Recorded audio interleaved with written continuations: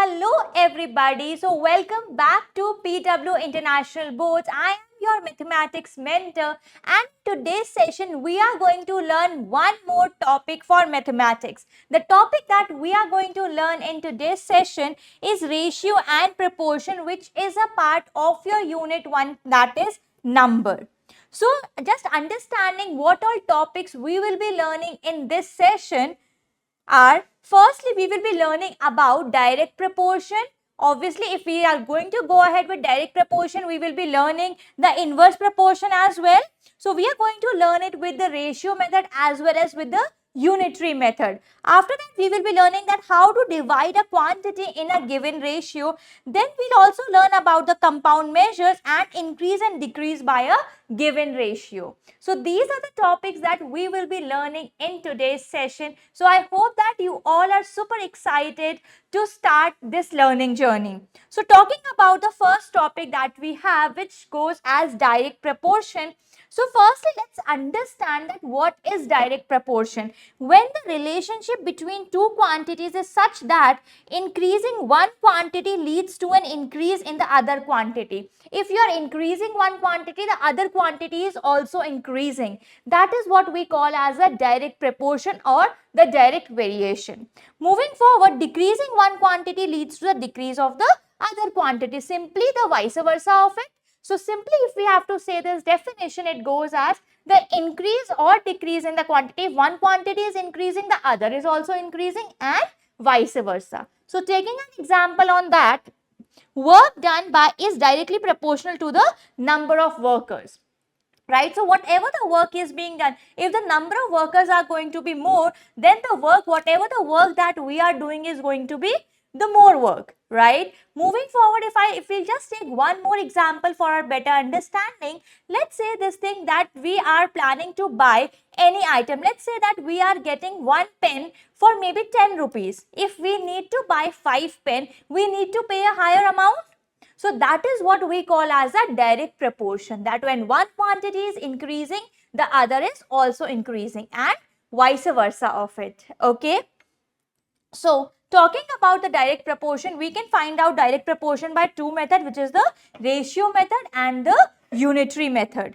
So further, let's have a question on this and see that how we are going to solve the question. So here if we talk about, if we'll just read the first question that we have, which goes as, use either the ratio method or the unitary method to solve the problems below. The first question goes as, a machine prints 4 books of 10.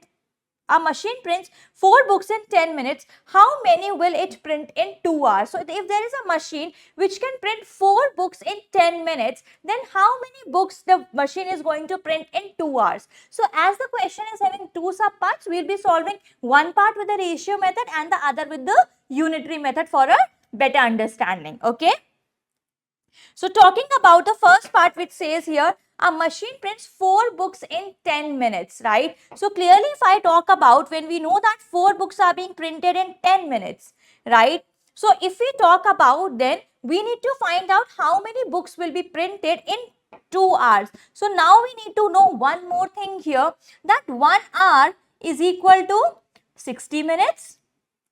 Then clearly if we talk about 2 hours will be equal to 120 minutes, right? So whenever we are solving any question of mathematics, we need to ensure that we are using the same set of units, right? So whenever we are doing any kind of comparison, the units need to be same. Definitely you cannot compare 2 kilogram with 2 grams, correct? So here simply if we talk about, we cannot compare 10 minutes with 2 hours. They need to have the same unit. So ensure that whenever we are solving any question, we are keeping the unit same. Is that clear?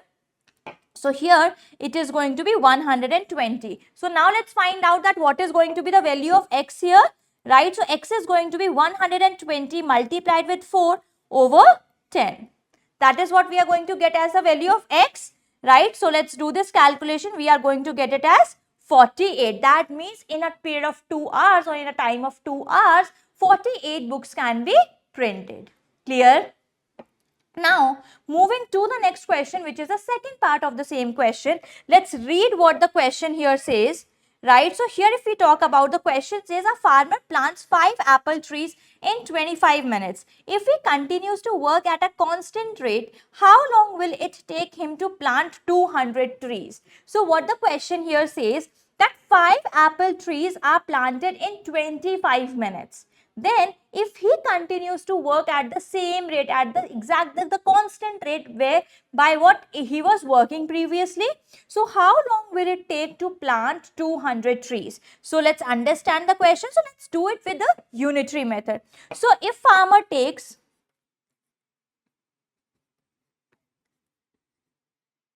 or we can just write the statement as, yeah, so if we can also write this as 5 apple trees are planted in how many minutes? In 25 minutes. So if we talk about, one apple tree will be planted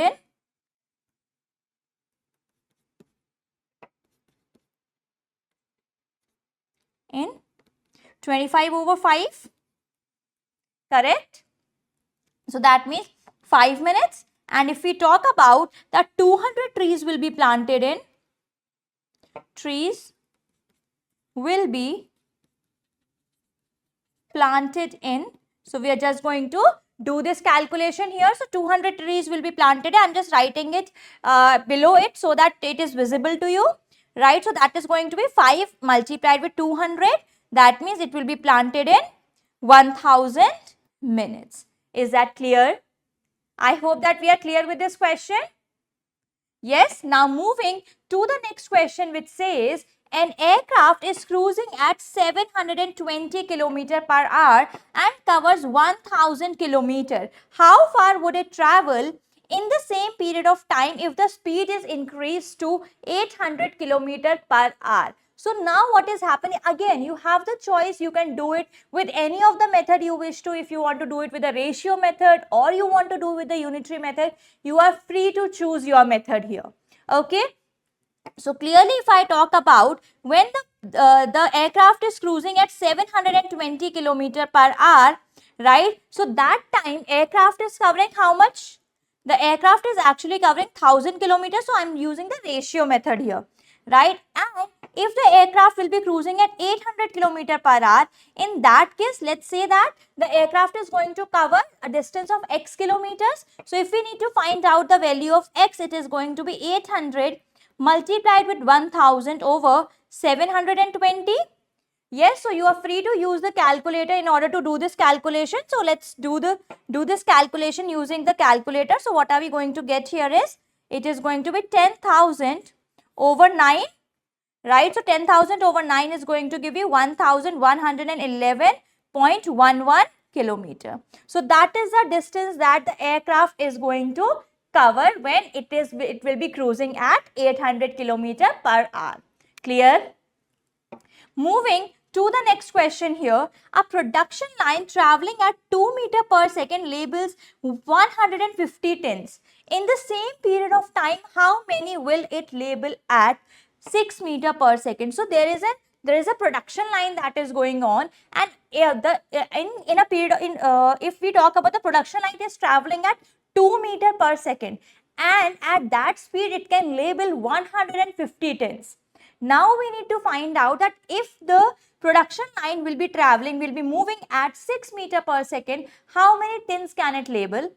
As a second subpart, it says if the production line will be traveling at 1.6 meter per second, how many tins it will be able to label, right? So let's go ahead with the question here, right? So if it is moving at 6 meter per second, right? So if we talk about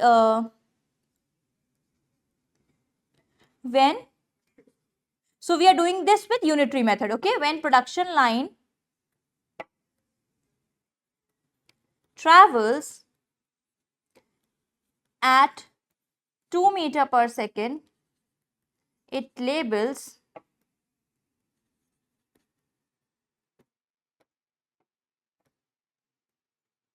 how many tins? 150 tins, right? So when the production line travels at 1 meter per second, right? So it is going to label 150 over 2, right? And when the production line will be traveling at 6 meter per second, it will be able to label, let me just write it here, 150 over 2 multiplied with 6. That means it will be able to label 450 tins. Is that clear? So whatever the answer that you are getting in the end, just make a box around it for the better visibility. Clear? Now, moving to the B part of the question, where the production line traveling speed was 1.6 meter per second. So let's do this question now. Let's say that if we need to do it, so it is going to be when it was 2 meter per second, it was able to label 150 tons, right? When it is going to have speed of 1.6, then in that case, let's take it as x. So if we need to find out the value of x, it is going to be 1.6 multiplied with 150 over 2. So let's use the calculator in order to get this answer, right? What are we getting here? So it is going to be 120 tons. That means when the speed is going to be 1.6 meter per second, in that case, the production line will be able to label 120 tons. Is that clear? Now, moving to one more question on direct proportion, which says tin and copper are mixed in the ratio 7:4. Now, let's understand this question, a very important question. There is a mixture of tin and copper and they are mixed in the ratio 7:4. Okay. How much tin is needed to mix with 36 gram of copper? Right? So, there is a mixture where we are mixing tin and copper, and it is being given with that the ratio in which tin and copper are mixed is 7:4. That means if there is, let's taking an example here, that if it is tin and copper, right, if there is 7 gram tin, then in that case the copper is 4 gram. That is what we mean when we say the ratio here, right? So how much tin is needed to mix with 36 gram of copper? So how much tin is needed to mix with 36 gram of copper? So here if I talk about, clearly if we talk about, let's say the amount of tin that is needed is x and the amount of copper that we are being given with is 36. And if I talk about the ratio that we are being provided with is 7:4. So now if we need to find out that what is going to be the value of x, so that is going to be 7 multiplied with 36 over 4. So we are going to get x is equal to 63 gram. That means we will be needing 63 grams of tin to mix with 36 grams of copper. So this is the method where we have solved it by using the ratio method. Now, just in case we need to solve this question with the unitary method, how are we going to do it? So let's understand that now. So if the question would have come from the unitary method, we are going to write the first statement here as, let's read the first statement. 4 gram of copper is mixed with 7 gram of tin. Then that means 1 gram of copper will be mixed with 7 over 4 gram of tin. And if 36 gram of copper will be there, it will be mixed with simply 7 over 4 multiplied with 36. So you can use any of the method that you wish to, you're going to get the same answer. Okay, and you're free to use any of the method. It is entirely going to be your choice. Okay. Okay. Now moving on to the next question that we have here, which says a paint mix uses red and white paint in the ratio 1:12. How much white paint will be needed to mix with 1.4 liters of red paint? And the B part here says if a total of 15.5 liters of paint is mixed, calculate the amount of white paint and the amount of red paint used. Give your answer to the nearest 0.1 liter. So let's understand and start solving this question. Right, so if we talk about the ratio that we are being given with, right, if I talk about the ratio of, if I talk about the ratio of red is to white, what is the ratio that we have? It is 1/12, right? So how much white paint is needed? So we need to find out that how much white paint is needed. That means we are going to take the denominator as x, right? While if I talk about the numerator, that is going to be 1.4 here. Yes, or if we want to write it, we can also write it like this, that 1:12 is equal to 1.4 is to x. So we can write it like this as well. Now, if we need to find out the value of x, it is going to be 1.4 multiplied with 12 over 1. So let's do this calculation. What are we getting here? So you are going to do all the calculations using the calculator. So we are getting this value as nothing but 16.8. Okay, so that means in order to maintain the ratio of red is to white as 1:12, in that case, if we are using 1.4 liters of red paint, then we need 16.8 liters of red paint. Clear? Moving to the next question, which says that if the total of 15.5 liter, that means if I talk about red plus white is equal to 15.5 liters, right? Calculate the amount of white paint and the amount of red paint used. So we need to find out that what is going to be the amount of white paint and what is going to be the amount of red paint that will be used here, right? So give your answer to the nearest 0.1 liter. So now we know one thing, the total amount of paint is what we know. Along with this, we also know that what is the ratio, right? If I talk about the ratio is what? It is, the ratio is 1:12. Yes, that is what the ratio is. So in that case, can we say this thing that if X is the quantity of red paint, 12X is going to be the quantity of white paint?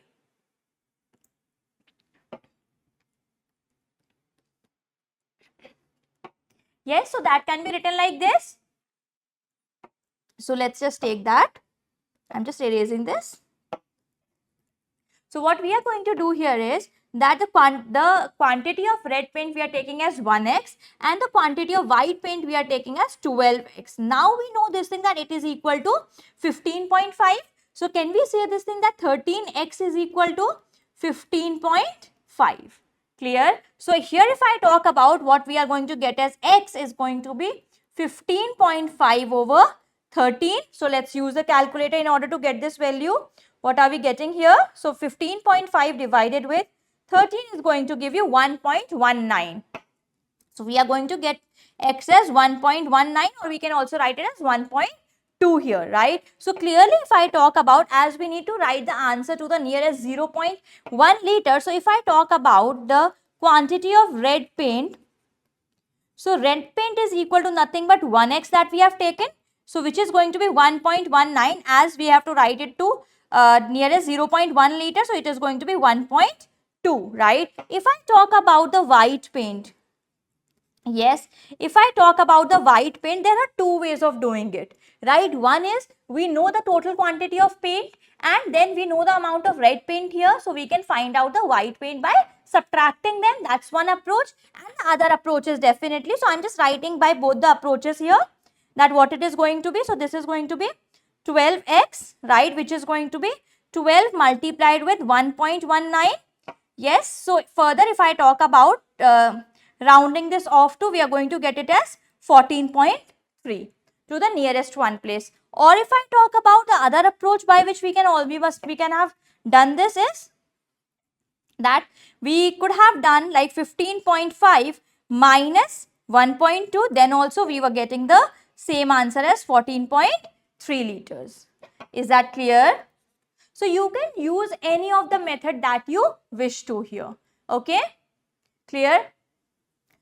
Now, moving to the next question here, let's see what the next question here says. So here the next question goes as, a pure fruit juice is made by mixing oranges and mangoes in the ratio 9:2. If 189 liters of orange juice are used, calculate the number of mango juice needed.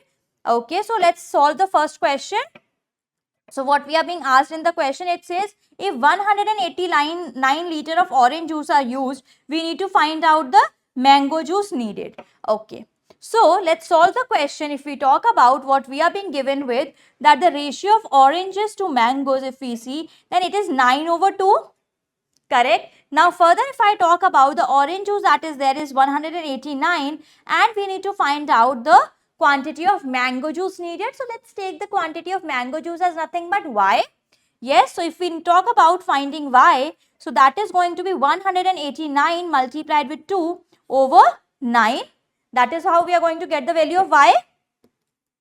So let's calculate this thing. Let's use the calculator. 21 into 2 is, it is going to be 42 liters. So that is going to be your answer to the A subpart here. I hope that you're clear. Moving to the next subpart, which says that if 605 liters of the juice are made, calculate the number of liters of orange juice and the mango juice used. So now if I know this thing that oranges to mangoes, the ratio of it is 9:2, right? So if I talk about quantity of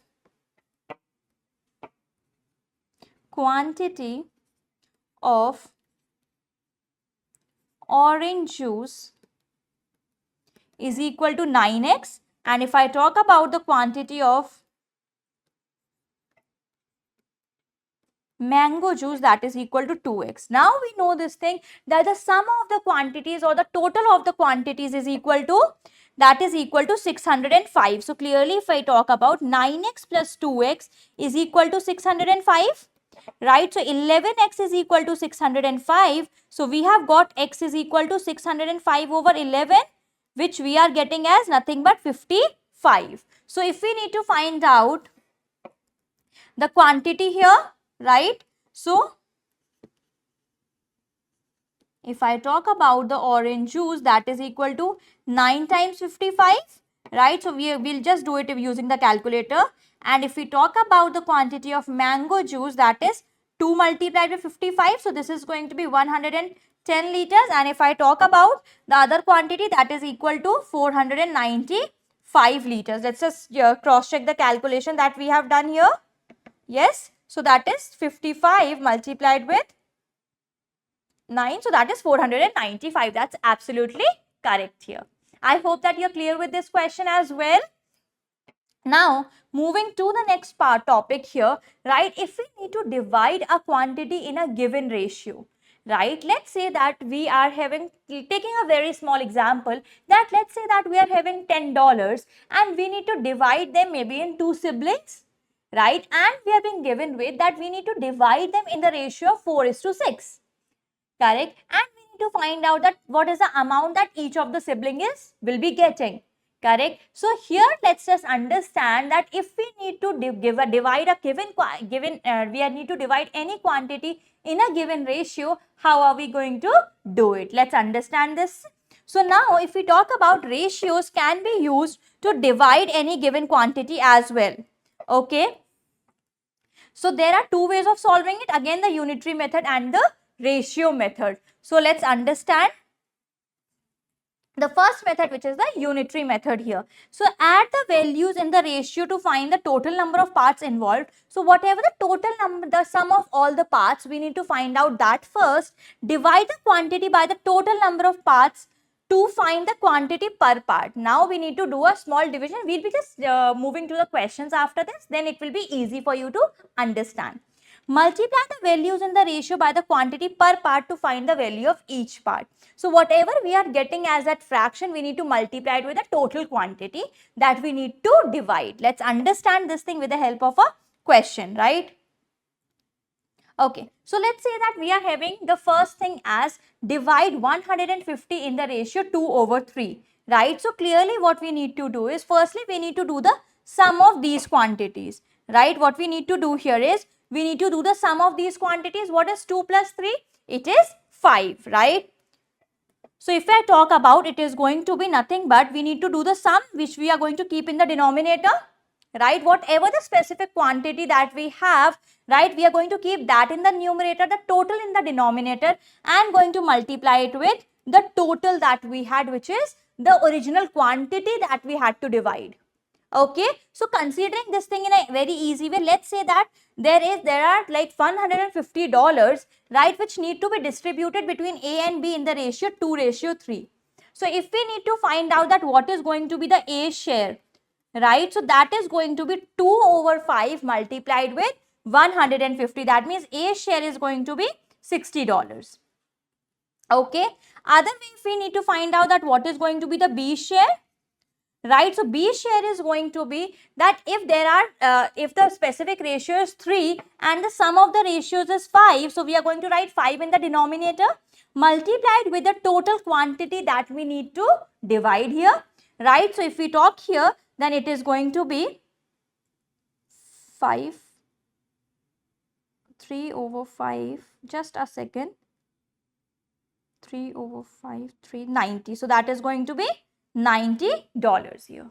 So this is how, if we just have a look at 60:90, correct? Clearly we can see this thing that $150 have been distributed in the ratio 2:3 here.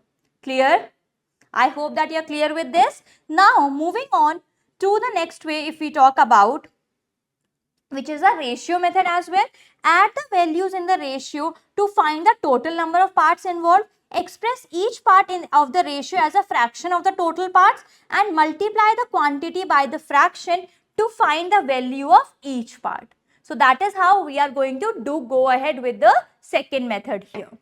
Okay, so more or less if we talk about, both the methods are exactly related. You are going to anyways land onto the same method of solving it.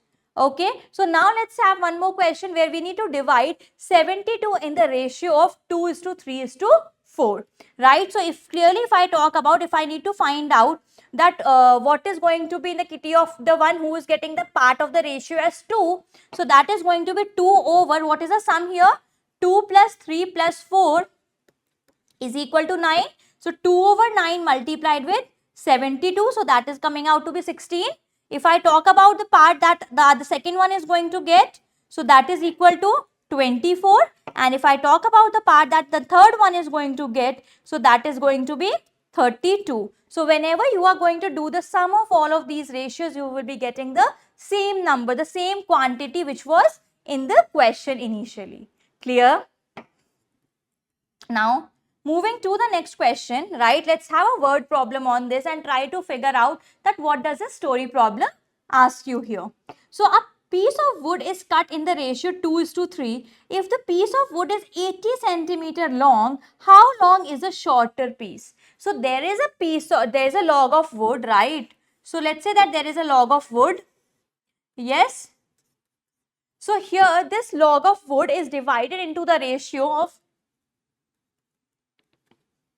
2:3, where if we talk about the total length of this piece log of wood is 80 centimeter, right? So we need to find out the length of the shorter piece, right? So let's solve the question.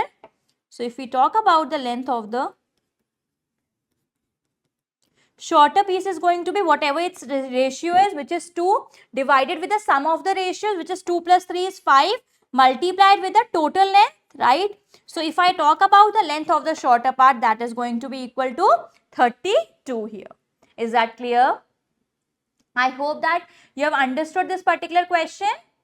Now, moving to the next question, what we have next is a gas pipe. Let's read the question together, which says a gas pipe is 7 kilometer long. A valve is positioned in such a way that it divides the length of the piece in the ratio 4:3. So, there is a valve that is placed, right? Let me just make it here so for your easy understanding. Let's say that this is a pipe here, right? So it is divided and there is a valve, and if we talk about the length of this is 7 kilometer, right? So here if I talk about, a valve is placed in such a way that it divides the length of the piece in the ratio 4:3. So there is a valve which is positioned in such a way that it divides the length of this pipe in the ratio 4:3. Okay. Calculate the distance of the valve from each end of the pipe. So we need to find out that how far the valve is from each end of the pipe. Okay. So let's just solve the question. So distance of valve from, let's take this as A point, this as B point, okay, and this is, let's take V as the position of the valve here, right? So distance of valve from A is equal to, what is going to be the distance here? So that is actually 4 part out of the total, right? So that is going to be 4 over the total, which is 4 plus 3, that is 7, multiplied with the total length of the pipe. So that is going to be 4 kilometer, right? And here if I talk about the distance of the valve from B, so if I talk about the distance of valve from B, right, so from B it is at a distance of 3 units out of 7, right? So it is going to be 3 over 7 multiplied with 7, which is going to give you this as 3 kilometer. Is that clear? Yes, so I hope that you are able to understand that if we need to divide a particular quantity into a certain ratio, how are we going to do it? Yes. Let's see what we have next coming up. So here the question says a rectangle has a perimeter of 120 centimeter. The ratio of its length to its breadth, right? If we talk about when the perimeter we are being given with is 120 centimeter, also we are given with that the ratio of length is to breadth is 5:3. Right, sketch the rectangle and indicate what the lengths of each side would be. So we need to firstly sketch a rectangle here. So let's make a rectangle. Yes, so now we need to find out that what is going to be the length and the different length, or I would say the length and the breadth of the rectangle. So firstly, if I talk about the formula of a rectangle, the perimeter of a rectangle goes as twice of the length plus the width. That is what we know as a formula of the rectangle, the perimeter of a rectangle. So we are given with that the perimeter is 120, which is equal to twice of length plus the width or the breadth, right? So clearly if I talk about that, what is the sum of the length and breadth? That is going to be 120 over 2, which we are going to get as nothing but 60. Yes. That means the sum of the length and the breadth is 60 centimeters here. Correct. Now after this, if we talk about, we are given with this thing that the ratio of the length and the breadth is 5:3. So if we need to find out that what is going to be the length here, length is nothing but 5 parts of the sum of length and breadth, right? So 5 part out of total, right? What is the total of 5 and 3? That is going to be equal to 8. So 5 over 8 multiplied with 60, that is what we are going to get as a length. And if I talk about the width here, that is going to be 3 over 8 of 60. That is what we are going to get as a width here. So let's use the calculator in order to get this value. What are we getting here? 5 into 6 is 300. 300 divided with 8. So it is coming out to be 37.5. And while if I talk about the other length, what it is going to be, let's use the calculator in order to get this value, right? So this is coming out to be 22.5. So that is what we have got as a length and the width here. So we are going to mark the same in the rectangle, that here the length is going to be 37.5 centimeter, while if we talk about the width here, that is going to be 22.5 centimeter. Is that clear? Yes? Okay. Now moving to the next question. So here the question says, in a group of 3,200 elderly people, the ratio of men to women is 3:5. Calculate how many men are there in the group, right? So here if I talk about, if we know the total count and we need to find out the number of men, so number of men are going to be, if we talk as per the ratio, the ratio is 3, and if we talk about the sum of the ratios, it is 5, right? Multiplied with 3,200. That is what we have as a count of the men, right? So that is going to be equal to, let's do the calculation. So doing the calculation here, which says as 3 multiplied with 3,200 over 5 is what we need to calculate. So we are getting the number of men as 1920. Is that clear? Quite an easy thing for us to do now, isn't it? Now, moving to the next question, let's see what the next question here says, which goes as a small company makes a profit of $8,000. This is divided between the directors in the ratio of the initial investments. If Alex puts $20,000 into the firm, Maria puts $35,000 and Ahmed puts $25,000. Calculate the amount of the profit they each will receive. So clearly it is being mentioned in the first line itself that whatever the profit, the profit will be divided in the same ratio as they made the initial investment, right? So firstly we need to find out the ratio of their investments. Yes. So if I talk about the ratio of investments, right? So clearly if I talk about, it is goes as Alex is to Maria is to Ahmed. That is the ratio here, right? So this is going to be 20,000 ratio 35,000 ratio 25,000, right? That is what it is. So let's just write it. So if we are going to just divide it, so this is going to 4:7:5. That is the ratio of the installments that we are getting. Now we know this thing that the profit is divided in the same ratio. So let's talk about the ratio, the profit that they are going to get individually, right? So if we talk about the LX profit, that is going to be 4 over the sum of the ratios. Yes, so if we talk about that, what is the sum of the ratios that we are getting? Yes, 4 plus 7 is 11 plus 5 is 16 multiplied with the total profit, which is 8,000 rupees, right? So if I talk about the LX profit, that is going to be $2,000. Yes, if I talk about further that what is the profit made by Maria, so Maria's profit is going to be, the ratio is 7 over the total ratio, the sum of the ratio is multiplied with 8,000, right? So if I talk about the profit that is made by Maria is going to be $3,500, and further if we talk about the profit made by Ahmed, so I'm just writing it here. So the profit made by Ahmed, so that is equal to his ratio is 5 over the sum of the ratios, which is 16 multiplied with 8,000. So Ahmed's profit is $2,500. So this is how the profit of $8,000 will be splitted between Alex, Ahmed and Maria. Clear? Yes? Okay. Now moving to the next topic here, which is inverse proportion. Okay, a very important thing and important for you to understand as well as the exam point of view. Okay, so once we will be learning the topics, after that we will be doing the previous year questions as well, which has been there in the recent year papers, so that it can help you in your upcoming exams. So here it says two quantities are said to be in inverse proportion, right? An increase in one quantity leads to a decrease in the other quantity, right? So if one quantity is increasing, the other quantity is decreasing. That is what we call as an inverse proportion, right? Or it's vice versa, that one quantity is decreasing, the other is increasing. Okay.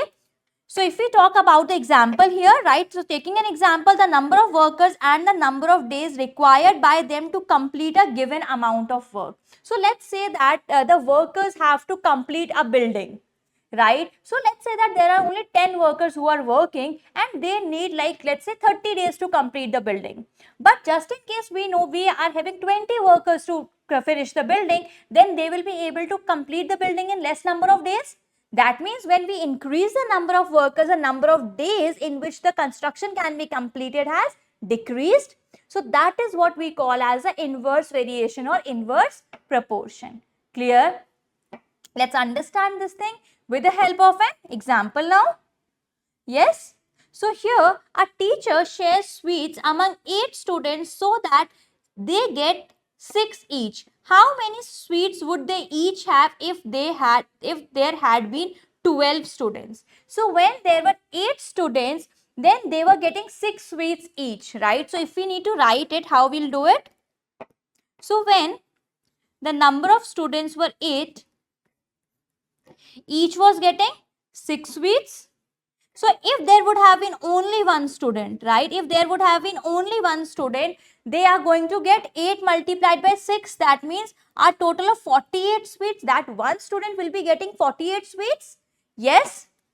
So if there would have been 12 students, in that case, they are going to get 48 over 12.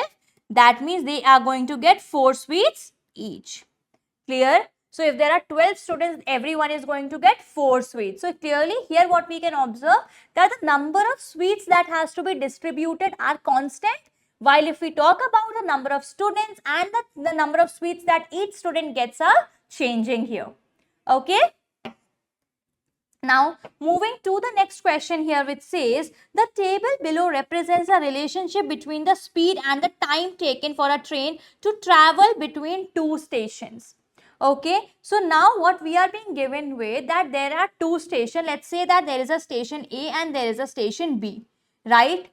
So there is a train that is traveling, right? And we need to find out, we need to complete the table of the speed and the time here. So firstly, if we'll just have a look at the first column here, what we can observe, that we are given with the speed and we are given with the time. Can we find out the distance here? Definitely a big yes, right? So if I talk about the distance here, right, or let's not write it like this. Let me just erase this just a second. Yeah. So if we talk about, or let's just do it using the distance only. Okay. So clearly if I talk about the distance covered is equal to nothing but speed multiplied with time, right? So this is going to be speed multiplied with time. That means if we talk about the distance between the two stations, it is going to be 120 kilometers. Yes. So now if we talk about the distance between the two stations is 120 kilometers. Now if the train is taking 3 hours to cover this distance, we need to find the speed. Correct. If the train is taking 3 hours, then we need to find out that what is going to be the speed here. Yes. So whatever the distance that we have got, we are going to divide it with the time. Right. So if I talk about the speed in the first case, so I'm just doing the calculation in the right. So for the first one, if I talk about, it is going to be 120 over 3, which is going to give us the value as 40. So that means in this blank, we are going to write 40. So if the time taken is 4 hours, it is going to be 120 over 4, which is going to be 30. So that means the speed is going to be 30 kilometer per hour. When the distance is 120 kilometer and the speed is also 120 kilometer, so clearly it is going to be 120 over 120, which is going to give you a 1 here. Yes. Now moving further, if I talk about, so here if I talk about when the speed is going to be 90 and the distance is 120, right? So in that case, what it is going to be? It is going to be 1.33. Yes. Or we can also say it as 1 hour and 20 minutes. Okay, so I'm just writing it here as 1 hour 20 minutes. Correct. So if I talk about when the speed is going to be 50 kilometer per hour, so in that case it is going to be 120 over 50. Correct. So that is going to be, let's just do the calculation, which we are going to get in hours as 2.4 hours. And when the speed is going to be 10 kilometer per hour, it is going to take a total of 12 hours to complete the journey. Clear? Now, moving to the next question, which says here, it takes 4 people 10 hours to plaster a section of a building. How long will it take 8 people to do the same job working at the same rate? So clearly if I talk about this question, how are we going to do it, right? So if we talk here, then 4 people take 10 hours to complete the job. If there would have been only one person, in that case, the person will be taking 4 multiplied with 10. That means equal to 40 hours to complete the job. So clearly, if there would have been 8 people working, so 8 people will be taking 40 over 8. That means just 5 hours to complete the job. Clear? Understood? Yes?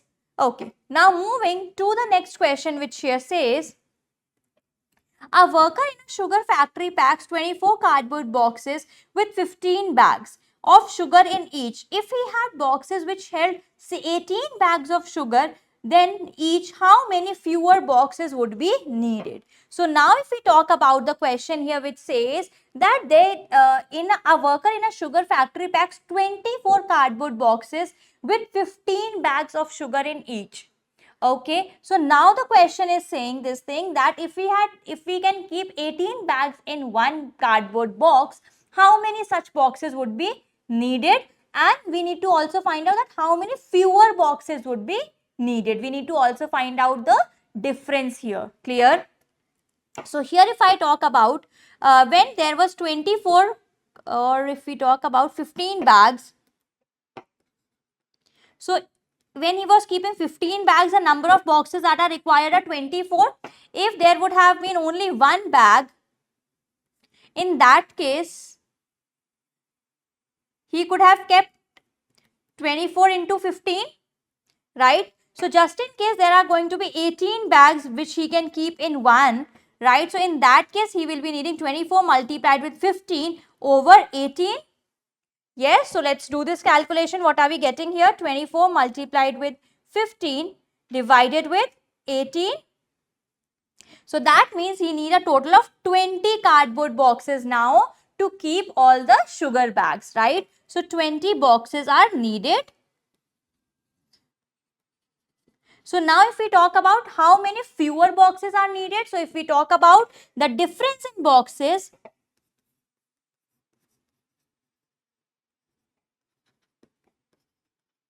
so difference in boxes, if we talk about, that is going to be 24 minus 20. That means 4 less boxes are needed.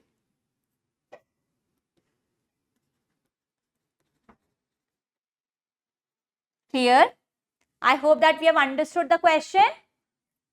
Now, moving to the next question here, which says, a swimming pool is filled in 30 hours by 2 identical pumps. How much quicker would it be filled if 5 similar pumps were used instead? Okay, so clearly if I talk about when 2 pumps are used, it can be filled in 30 hours, right? Just in case only 1 pump was used, it will be taking 2 multiplied with 30, that means double the time. It is going to take 60 hours in that scenario. And if we had 5 pumps, in that case it is going to take 60 over 5, that means just 12 hours to be filled. Clear? Understood? So this is how the question of inverse variation goes. Okay? Now, moving to the next thing that we need to learn are the compound measures. That what is compound measure here, right? So, understanding by the definition first, a compound measure is a one made up of 2 or more other measures. So, if we talk about the speed, speed is a compound measure as it is measured using distance and time. So, if we talk about a compound measure is made up of 2 or more other measures. Right, whenever a quantity is dependent on 2 or more than 2 quantities, then we call it as a compound measure, right? So if we talk about speed, speed is something that is dependent on distance and time, right? So units of speed includes meter per second and kilometer per hour, right? So clearly if we talk about, we know, we can see this thing that speed is dependent on distance as well as time. Further, if we talk about more compound measures, right? So density, if we talk about, which is a measure of mass of a substance per unit of its volume. So clearly if we talk about units of density, it includes kilogram per meter cube, or we say it a gram per millimeter cube. So these are the units of density.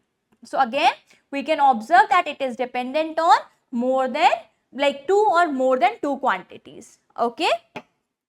One more example if we take for compound measure, that is population density, right? So if we talk about the population density is a compound measure as it is a measure of a population per unit area, right? So population density is population over area. So it is dependent on population as well as the area of that particular place. Clear? So its density includes a number of people per square kilometer.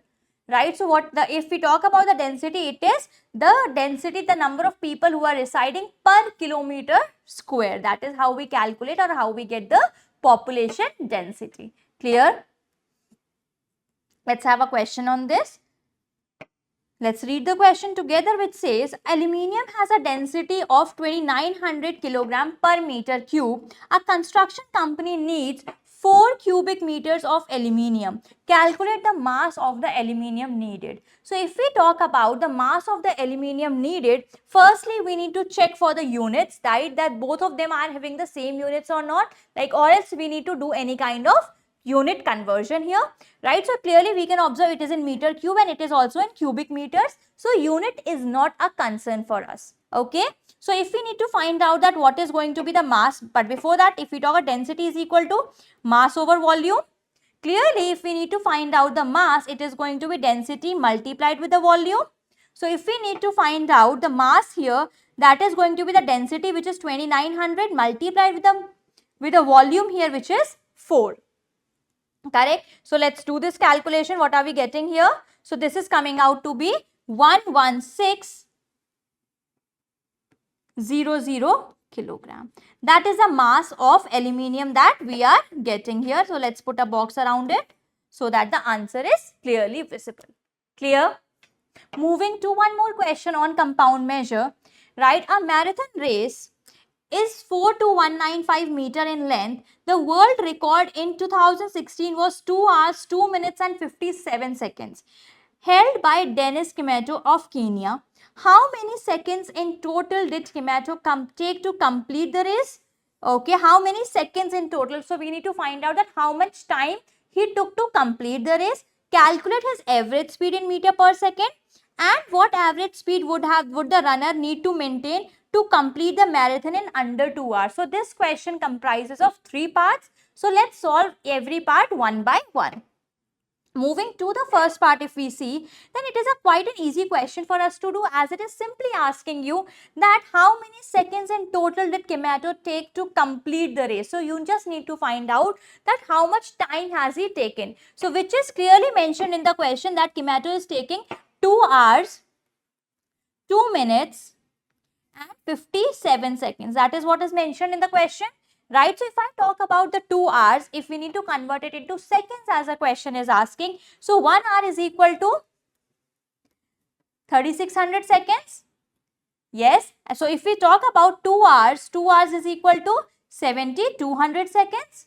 Right, so this is equal to 7200 seconds. If I talk about 2 minutes, 1 minute is equal to 60 seconds and 2 minutes is equal to 120 seconds, and here we have is 57 seconds. So we just need to add all these quantities. So let's use the calculator in order to add all of them. So 7200 plus 120 plus 57. So we are getting it as 7377 seconds. So that is the time Kimeto has taken to complete the marathon. Clear? Yes? Okay. Moving to the B part of the question, calculate his average speed in meter per second. So we need to find out his speed. So again, it is a compound measure. It is dependent on distance and time, right? So if we talk about the formula of speed, it is distance over time. So here the total distance that he has covered is 42195 and the time taken here in seconds. So see, it is mentioned that we need to find in meter per second. So distance has to be mentioned in meters and the time will be in seconds. So we calculate the time in seconds in the previous one, which is 7377, right? So let's use the calculator in order to get this value. What are we getting here? So it is 42195 over 7377. So which is coming out to be, the speed is 5.71. That is what we are getting as his speed. So 5 or we can write it as 72 as well, to 2 decimal places as we need to do it. So his speed was 5.72 meter per second. Clear? Moving to the C part of the question, which says, what average speed would the runner need to maintain to complete the marathon in under 2 hours? That means what speed he need to have if he has to complete the marathon in less than 2 hours. So clearly in that case, if we need to complete the race earlier, he need to increase his average speed. Then only he can complete the race in less time. So clearly if we need to complete the race in under 2 hours. So firstly, if I talk about the time which is being mentioned as 2 hours, so that is going to be 2 multiplied with 3600 in seconds if we count, right? So that is going to be 7200 seconds. So he need to take the time less than 7200 seconds. Okay, so clearly if I talk about the speed here, which is going to be again distance over time, so that is going to be 42195 over 7200, right? So let's do this calculation. 42195 over 7200, what are we getting here as? We are getting it as 5.86, right? So in that case, his speed should be more than 5.86 to complete the race in less than 2 hours, right? So if we talk about his average speed,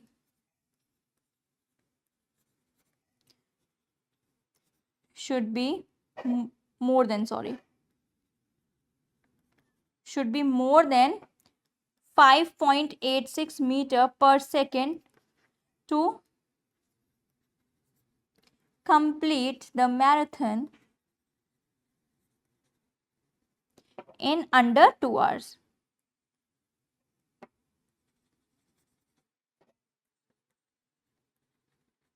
Okay, clear? Yes. Moving to the next question now, which says, Singapore is a country with the highest population density in the world. Its population is, we are given with a certain number, and it has a total area of 719 kilometers square. So we are given with the population here and we are given with the area here. Calculate Singapore's population density. And there is a one more B part as well, which says China is the country with the largest population. Explain why China has not got the world's highest population density. So let's firstly solve the A part of the question. So here the A part says we need to find out the population density of Singapore, right? So if I talk about the population density of Singapore, that is going to be the population over the area, right? So that is going to be population over area. So population is 5535,000 over 719. So let's use the calculator to get the population density. What are we getting here? 5535,000 over 719. So we are getting the population density as 7698.1919. That is what we are getting as the population density of Singapore. Now moving to the B part of the question, which says China is the country with the world's largest, population. Explain why it has not been the world's highest population density, right? So if I talk about the population density, as we know this thing, that it is equal to population over area, right? So clearly if I talk about the population density is directly proportional to the, just a second, yeah, population density is directly proportional to the population but inversely proportional to the area, right? So clearly if I talk about the population density, it is directly proportional to the population. Yes, if the population is more, the population density is going to be higher, but it is inversely proportional to the area, right? So if the area is more, the population density is going to be less. So clearly if I talk about China, even it is having the largest population, it is still not having the highest population density because its area is huge. Okay, so if I talk about the answer, because of larger area. Clear? Understood? Okay, now moving to the next question here, which says a cube of copper has a mass of 600 gram. Copper has a density of 9.3 gram per centimeter cube. Calculate the length of each side of the cube to the nearest millimeter. Okay, so what we need to do here is a cube of copper of mass 600 kilogram. So what are we given with? We are given with that the mass is 600 kilogram. And if we talk about the density here, the density here is 9.3 gram per centimeter cube. Okay, so now what we have to do here is, firstly, as the density is given in gram per centimeter cube and the mass is being given in kilogram, so we need to firstly convert this mass into grams, right? So this is going to be 600 multiplied with 1000 grams, which we are going to get as 6 lakh grams. Yes, or we can say as 600,000 grams, correct? So now if we need to find out the volume here, right, volume is going to be mass over density. That is how we are going to get the volume here. So volume is going to be 600,000 over 9.3. So that is how we are going to get the volume here. So let's do this calculation. What are we getting here? So 600,000 divided with, just a second, 600,000 has to be divided with 9.3. So we are getting it as 66,4516.129 centimeter cube. Okay, that is what we have got as the volume here. Now if I talk about finding out the side here, so if we know the volume, can we find out the edge here? So we know this thing, that the volume of a cube is nothing but equal to the side cube.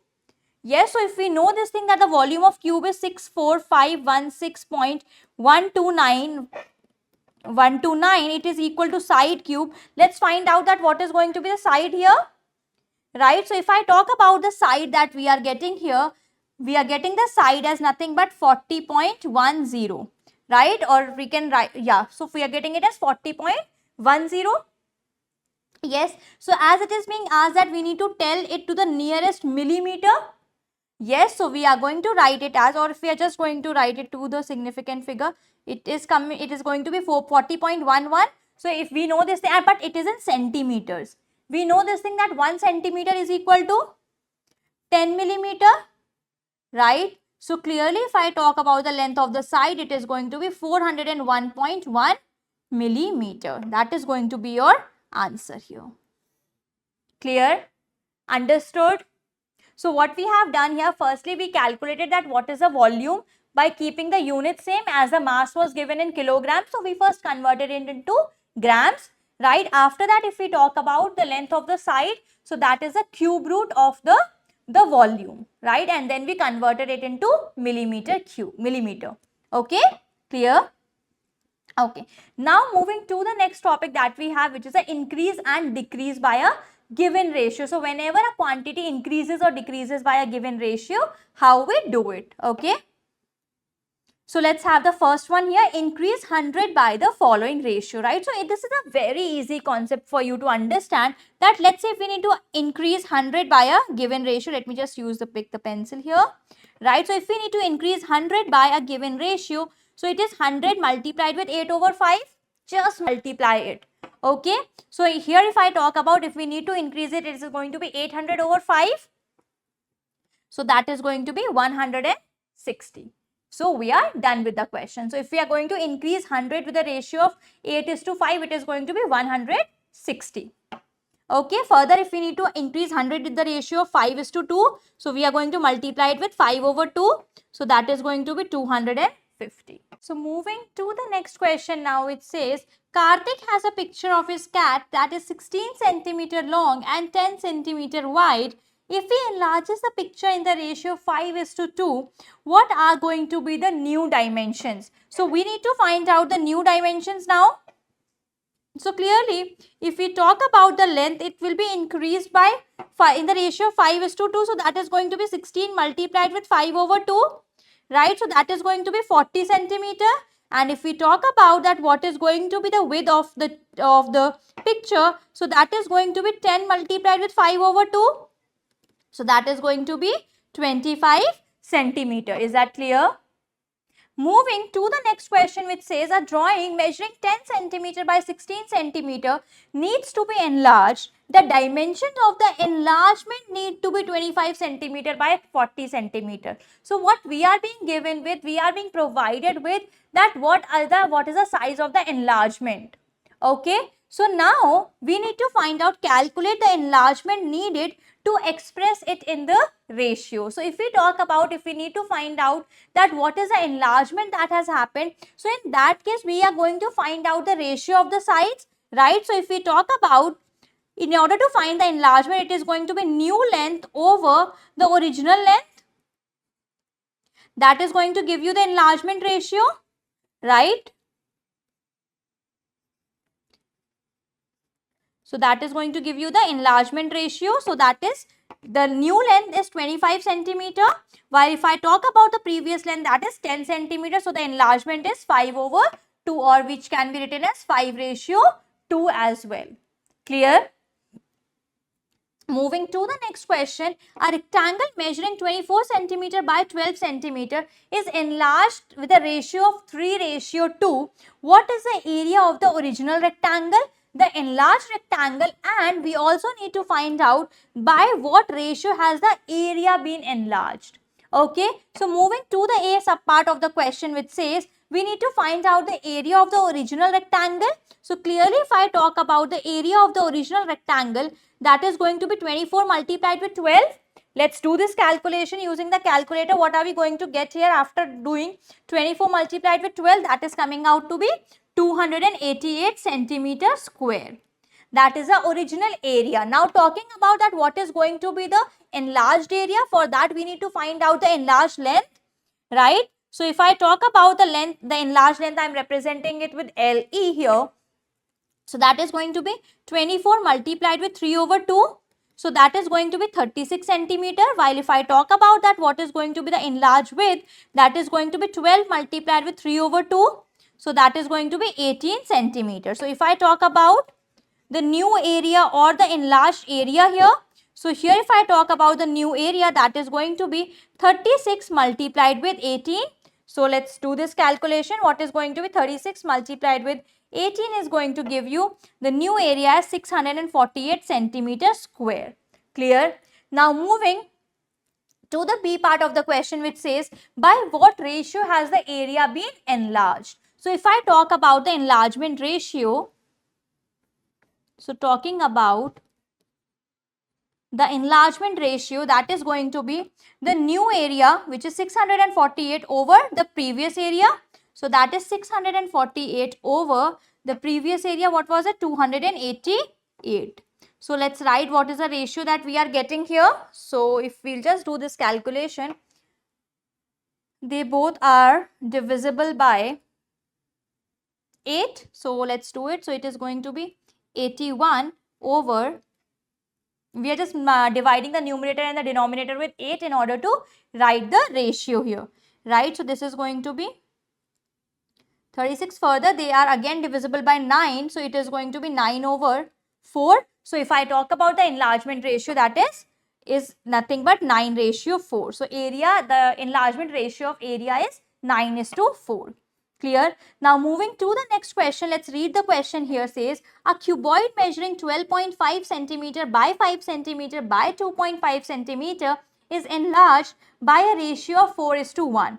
We need to find out the area of the original cuboid, the area of the enlarged cuboid, and by what ratio. So this must not be the area here, this must be the volume that we need to find out. Okay, so I'm just writing it here that we need to find out the volume of the original cuboid, volume of the enlarged cuboid, and the ratio, or by what ratio has the volume been changed, right? So if I talk about, I'm just writing it here.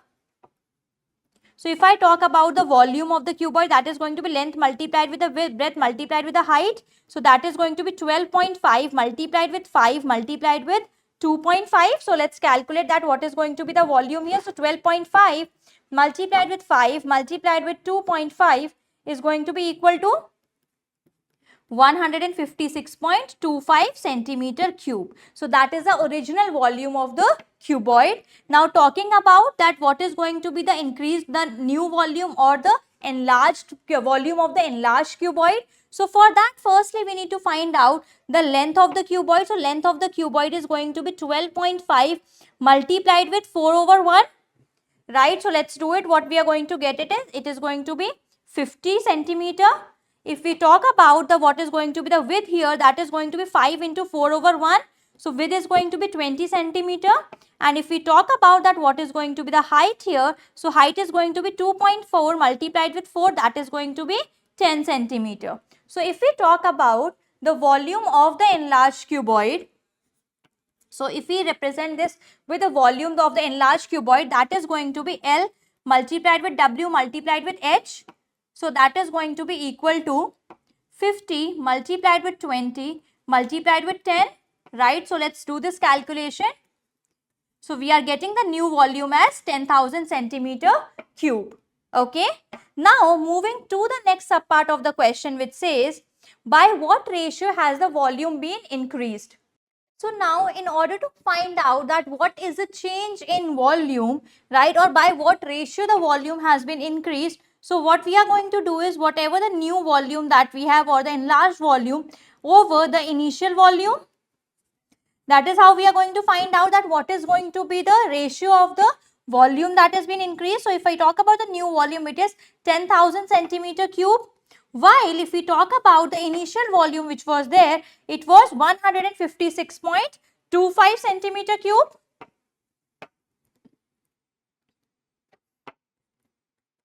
.25 centimeter cube. So if we need to find out that by what ratio the volume has changed, let's use the calculator in order to get this value. So after doing the calculation, we are getting this as 64 over 1. So the ratio has changed by 64:1. Okay, so now if we just try to conclude one thing based on the observation in the previous questions, right? So clearly if we talk about when the change in ratio was 4:1, the change in volume was 4:1 multiplied with 4:1 multiplied with 4:1. That was a change in the ratio of the volume, right, which is coming out to be 64:1. If we just try to conclude the same thing in the previous question, let's get back to the question here, right? What was the question saying here, right? So here if we talk about the change in ratio was 3:2, right? And we need to find out the change in the ratio of the area. So in area, what happens? It is being multiplied twice. So if I talk about what was the change in the ratio of the area, we were getting it as 9/4, right? So this is the change in the length, while this was the change in the breadth. So that is what we got here as the change in the ratio, which was coming out to be 9:4. Is that clear? Now, moving to the next question, which is a previous year question from the paper, from the variant 4-2 of the October-November 23 paper. Let's read what the question was saying. So, here the question goes as, Greta lives in Spain and goes on holiday to Wales. She spends 3,500 euros in total to travel and hotels in the ratio of 4:3, right? Work out how much Gretel spends in euros on travel. So we need to find out that how much is she spending on travel, right? So clearly if I talk about it, as per the ratio, it is a 4 part of 7, right? Multiplied with the total spend that she has done is 3,500. So that means if we talk about the total amount that she spends on travel is 22,000 euros. Yes. So that is the amount that she has spent on travel. Now if we need to find out the spend that she has done on hotels, so we can do it in two ways, right? Firstly, we can do it with the help of ratio, or other we can just subtract the total amount spent from the amount that is spent on travel, right? So the total amount spent is 3,500 euros minus the amount that is spent on travel. So we will be getting that 1,500 euros have been spent on hotels. Correct. Now moving to the second part of the question, which says work out how much she spends in pounds on hotels. So we need to find out that how much is she spent on hotels, right? So clearly if we talk about, so here we need to know that what is 1 euros equal to in pounds. Okay, so was we provided with some information? So we were being provided with that 1 euro is equal to 0.84 pounds. So initially if I talk about in the question paper, this was not mentioned, but I have mentioned this information for your reference that 1 euro is equal to 0.84 pounds, right? So if we talk about the total expense was 1,500 euros. So spent on hotels, if we talk about, which is equal to 1,500 euros. So that is equal to 1,500 multiplied with, if we talk about in pounds, how much it is going to be? So it is 1,500 pounds, 1,500 euros multiplied with 1 pound, which is, so it is going to be 1,260 pounds. Okay, clear? Okay, moving to the next question, which is again a previous year question of the topic, which is from the paper of October-November 23 from the variant 3-1. Let's read what the question here says. So here the question goes as, a clock made of metals has a mass of 1080 grams. The mass of each metal in the clock in the ratio is copper is to zinc is to other metals is 24:14:1. Calculate the mass of copper in the clock. So we need to find out that what is the mass of copper in the clock, right? So if we talk about the mass of copper, so that is going to be, the ratio is 21 over the sum of the ratios. So what is the sum of the ratios that we are getting here? So that is 21 plus 14 plus 1, which we are getting is as 36. So 21 over 36 multiplied with 1080, right? So let's do this calculation using the calculator. 21 multiplied with 1080 divided with 36. So what are we getting? We are getting it as 630 grams is the mass of copper in the clock. Clear? Moving to the next question, what we have, Bobby, Carl and Daud shares $6,875 in the ratio 6:8:11. Calculate the amount of money they each receive. So again, this is a previous year question from the paper of October-November 23 from the variant 3.3. So we can understand, we can see this thing that we are getting a question on ratio every year in the paper of October-November. Right, so it is going to be of utmost importance for your upcoming exams. So please do pay attention to the questions. So if we talk about the Bobby share, so Bobby share is going to be 6 over the sum of the ratios. If we talk about the sum of the ratios, that is coming out to be 25 multiplied with 6,875. Right, so if I talk about what is going to be the Carl share, so Carl share is going to be 8 over 25 multiplied with 6,875. Further, if I talk about what is going to be Dawood share, so that is going to be 11 over 25 multiplied with 6,875. So let's do this calculation. What are we getting here? So I was just writing all of them at once so that it is easier for us to do the calculations in one go. Okay, so we are getting it as $1,650. Right. So further, if I talk about the next one is coming out to be $2,200. And if I talk about the Dawood share, so that can be done by just subtracting both the amounts from the total amount, or we can do it by using this calculation as well. So it is going to be entirely your call how you want to do it. So this is coming out to be $3,025. Clear? Yes? Okay. Now moving to the next question, again a previous year question that we are going to solve. So this question is from the paper of October-November 23 from the variant 2.3.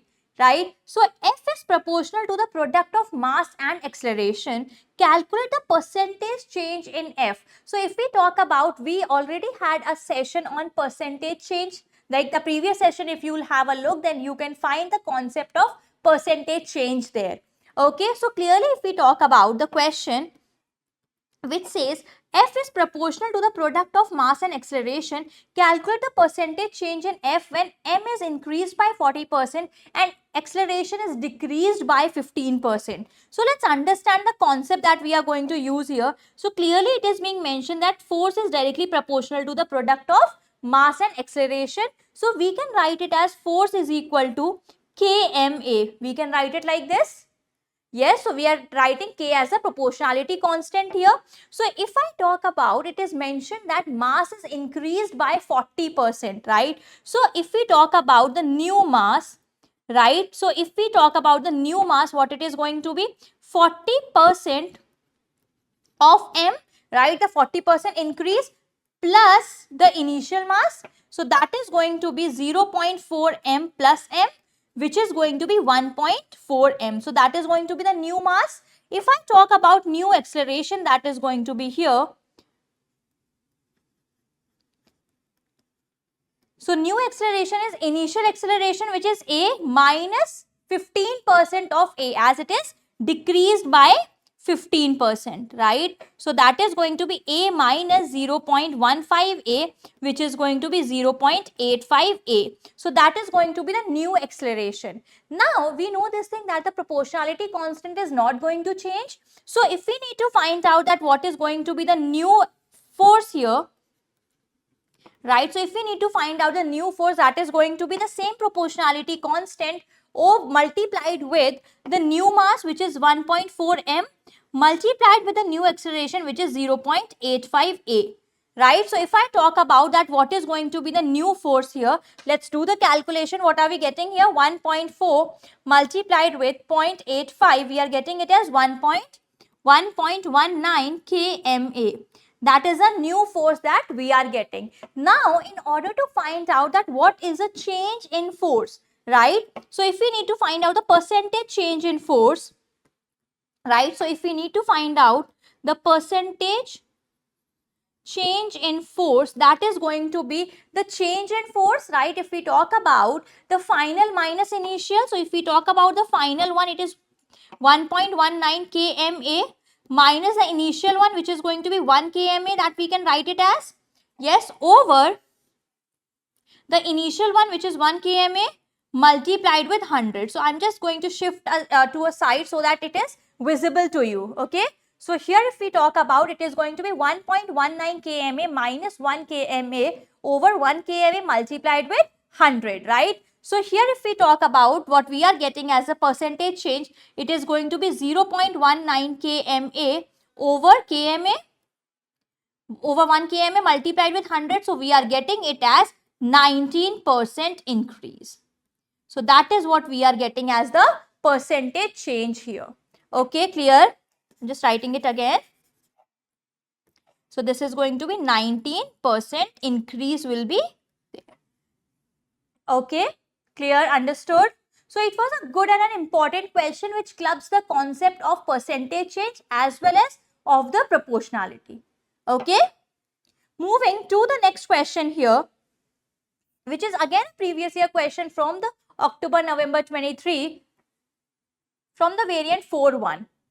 Here the question says, the table shows information about some of the planets in the solar system. Now what we need to find out here is the ratio of diameter of Neptune to the diameter of Saturn can be written in the form of 1:n. We need to find out the value of n here. So here if I talk about the diameter of Neptune is to diameter of Saturn. So if we talk about the diameter of Neptune ratio diameter of Saturn is what we need to write. So that is 49500 ratio. This ratio, it is 1:0500, right? So we need to write it in 1:n, correct? So if we need to find out that what is going to be the value of n here, so firstly if I'm just going to reduce it, it is going to be 495 over 1205. That is what we are going to get here. So further, if we are going to just solve it, and as we need to make it in the ratio 1:n, so I'm going to divide by 495 on both the sides, right? So if it is going to be 495 divided with 495, and here also we are going to do 1205 over 495, right? So let's do this calculation. What is the value of n that we are going to get here? 1205 over 495. So we are getting it as 2.43. So the answer is going to be 1:2.43, which is going to be your final answer here. So clearly if we talk about the value of n that we are getting here, so n is coming out to be 2.43. Is that clear? Yes? Now moving to the next question here, which is again a previous year question from the paper of May-June 24 from the variant 1.3. The question here says the scale of a map is 1:40,000. On the map, the distance between two villages is 37 centimeter. Calculate the actual distance between the two villages. Give your answer in kilometers. So here if I talk about the question that says the scale is given as 1:40,000, right? And the distance between two villages is 37 centimeter, right? So we need to find out the actual distance. Let's consider that as x. So if we need to find out x, that is going to be 40,000 multiplied with 37 over 1. Let's do this calculation. What this distance is going to be? So 37 multiplied with 40,000 is going to give you 1,480,000. That is what we are going to get. But this distance, if we talk about, is in centimeters, right? We need to get this distance in kilometers. So clearly if we talk about 1 kilometer is equal to 1 lakh centimeters. Yes? So if we need to find this distance in kilometers, it is going to be 14.8 kilometer. Okay? Understood? Now, moving to the next question that we had, again a previous year question from the paper of May-June 24 from the variant 3.2. The question here says the area of some land is in the ratio park is to gardens is to playground is 11:2:3. The park has an area of 4620 meters square. Work out the area of the gardens and the area of the playground. So we need to find out that what is going to be the area of the playground, area of the gardens and the area of the playground, right? So if we talk about the area of garden, so if we talk about the respective ratio, it is 2 over the sum of the ratios, which is coming out to be 16 multiplied with 4620. That is going to give you the area of gardens, right? So let's do this. 4620 multiplied with 2 divided with 16. So we are getting the area as, let me just do this calculation again. 4620. So we are getting it as 577.5 meters square. If we talk about the area of playground,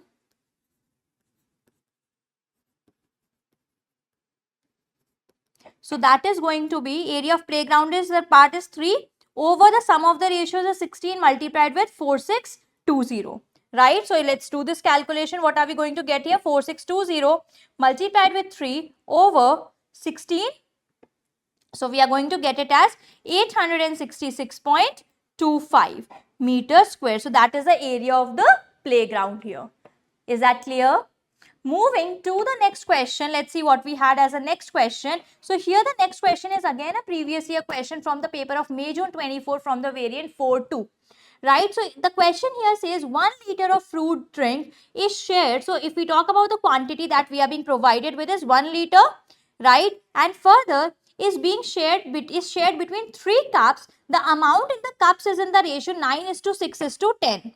Right, what is the ratio here? That is 9:6:10. Calculate the number of millimeters in each cup. So here let's just do one thing. Let's just take the cups as A, B and C. Right, we are taking the cups as A, B and C and the respective ratios as 9:6:10. So if we talk about the total quantity,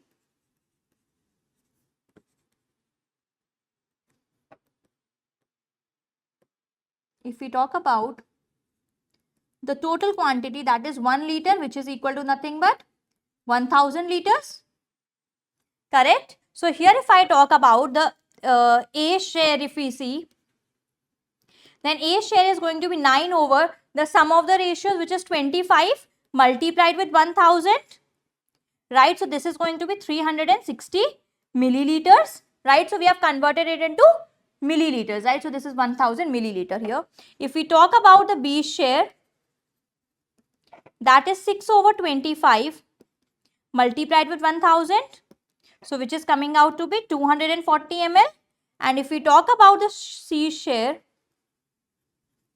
that is 10 over 25. Let me just write it again. It is not working. Just a second.